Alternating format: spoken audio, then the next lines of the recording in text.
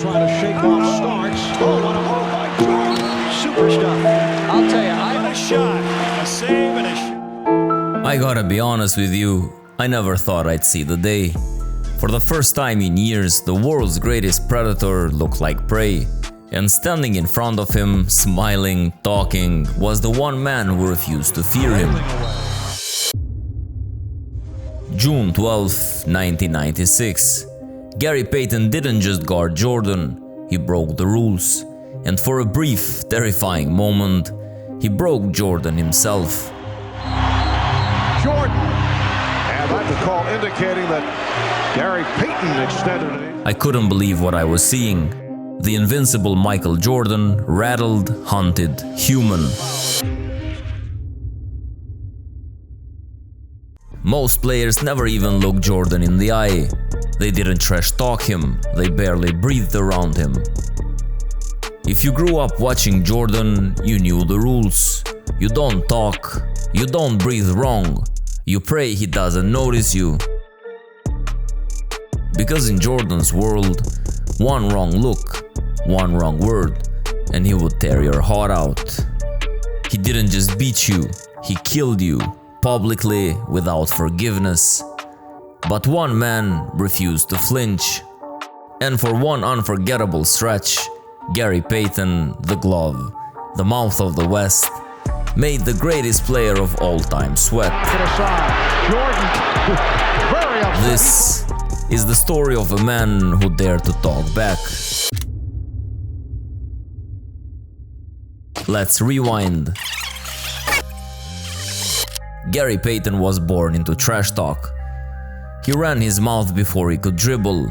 Referees hated him, opponents feared him, but coaches, they saw something else. He wasn't just bark, he had bite. The NBA had no idea what was coming. By 1990, Payton was in the league. The Seattle Supersonics select Gary Payton from Oregon State. And the mouth, it didn't slow down. He was loud, ruthless, creative. Some nights, it was a performance art. Gary Payton didn't care who you were. Teammate, coach, opponent, referee, you were fair game. But there was one exception. You don't trash talk Michael Jordan.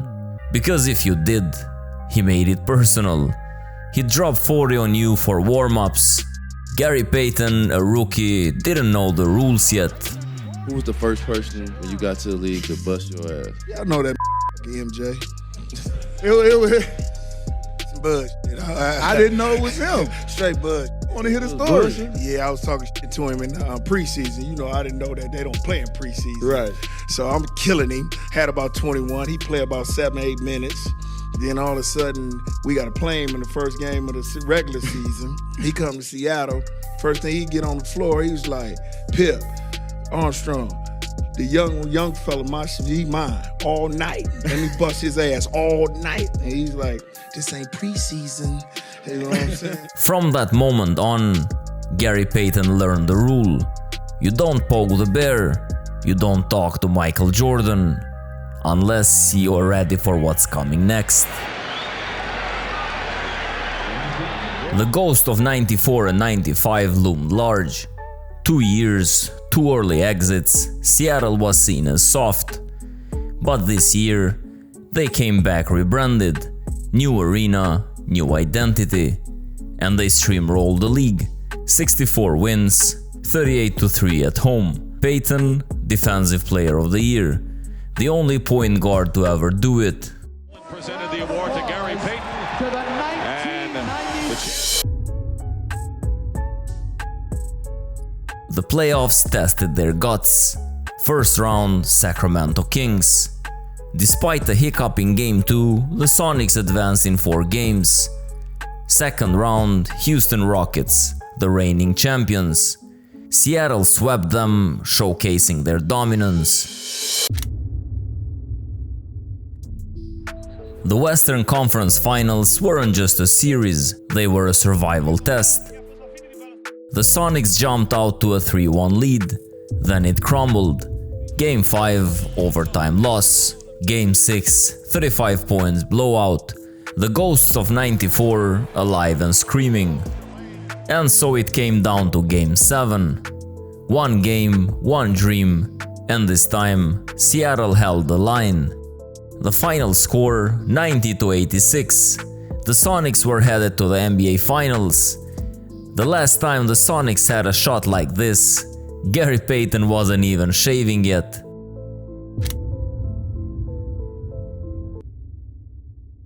Supersonics had climbed the mountain, but waiting at the summit, it wasn't celebration, it was Michael Jordan. This wasn't just any year, this was the golden season. 72 wins, a clean playoff run, one more series from immortality. Chicago, 10-1 favorites. Analysts call it the greatest mismatch in final history. In that sense, this is viewed as the greatest mismatch in NBA Finals history. Most fans didn't see it as a finals, they saw it as a coronation. The Bulls were chasing legacy. The Sonics, they were just supposed to be the final victim. And Game 1 was their only chance to flip the script. Jordan spins, fades, hits, crowd explodes like a bomb. Jordan finished the game with 28 points, 7 rebounds, 50% from the field. Payton, 13 points, 10 rebounds, 6 assists. Game 1 felt like a warning. MJ wasn't here to compete, he was here to conquer. By now, the Sonics knew what they were up against, and it wasn't just Michael Jordan, it was the weight of perfection. Seattle played harder, but the Bulls, they played cleaner, sharper, like a clockwork. Bulls take a 2-0 lead. Final stat line: Jordan 29 points, 6 rebounds, 8 assists. Payton 13 points. Kemp 29 points, 13 rebounds, 4 blocks. Seattle flies back home down 0-2. Jordan 2 steps closer to immortality. New city, same nightmare. Jordan 36 points, 47.8% from the field. The aftermath, down 0-3. Seattle was drowning and Payton still hadn't been unleashed. Why wait until it's too late?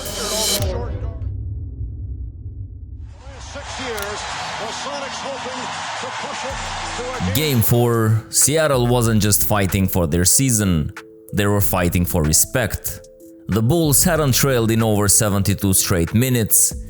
Jordan had been untouchable, unshakable, unstoppable.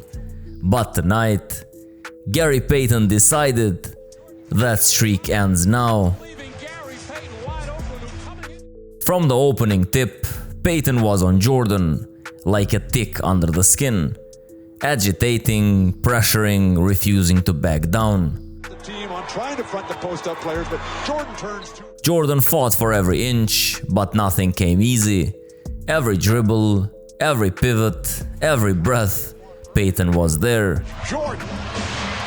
On the other end, the glove flipped the script. A half-court lob to the Rain Man, sonic boom unleashed. Even when Jordan slipped past Payton, Seattle's last line of defense, Sean Kemp was waiting. And for the first time, the GOAT looked mortal. They told you not to poke the bear unless you're the kind of man who bites back. And Gary Payton, he was baring teeth. Gronkowski hit one earlier in the series. Jordan. Still in the first quarter, and Jordan was already fighting for survival. By halftime, Seattle didn't have the lead. They had shattered Chicago's aura. The Bulls looked frustrated, confused, human. The second half, more of the same. Seattle hunted them down. Offense, defense, chaos on every possession. And when it was time for the kill shot, the OG Lob City lit up the night. Final blow delivered.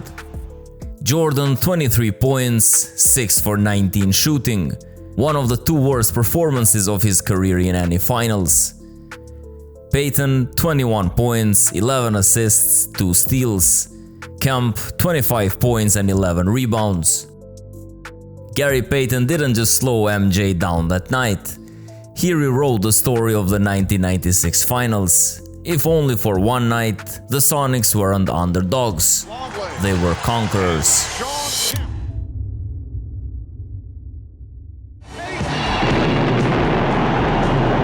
Game 5. Seattle wasn't just alive, they were hunting now. And Gary Payton, he walked onto that court like a man who had already solved the greatest puzzle in basketball. But MJ was still MJ. Sharp, deadly, 26 points on the night. But every shot earned. Payton was on him like a hyena, stalking, snapping, every possession a war zone. For 48 minutes, Payton made Jordan feel him.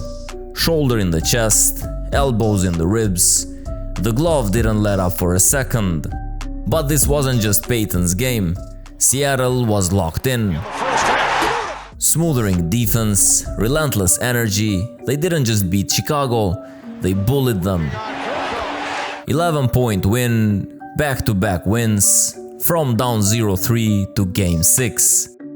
Hope wasn't just alive in Seattle, it was on fire. One more win, and the impossible wasn't just a dream, it was knocking on the door. Capacity crowd better than 21,000 at the United Center. June 16th, 1996. Game 6. Father's Day. The first final since his dad's death. This wasn't just a game for Jordan. It was a resurrection. Gary Payton was locked in. Again. For the third straight game. He was in Jordan's jersey. Jordan, 5 for 19 from the field. Worse than Game 4. The glove had the clamps on tight. But this time, Jordan didn't have to be a god, because the Bulls were a machine.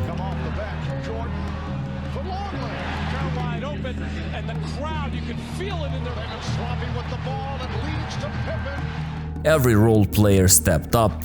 The home crowd, a wall of noise behind them. Chicago had answers at every spot. Except one. Payton was still making him work, still making him sweat. But Jordan didn't need to dominate, he just needed to finish. The Bulls win their fourth title, the dynasty rolls on. On Father's Day, he won for someone who wasn't here to see it.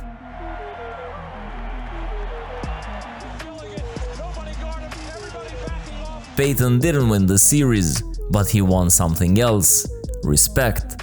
From Jordan, from fans, from history. Jordan broke everyone, but Payton, he cracked him, just enough to hear the legend bleed. It took a toll on Mike.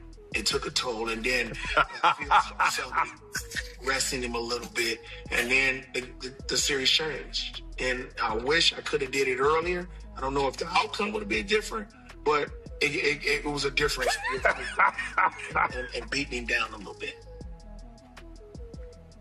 The glove. I had no problem with the glove. I had no problem with Gary Payton. He never got his ring in Seattle, but years later, as a veteran in Miami, Gary Payton finally climbed the mountain. Not the star, not the glove of old, but a warrior, a voice, a champion. He talked his way into NBA history, then fought his way to the finish line.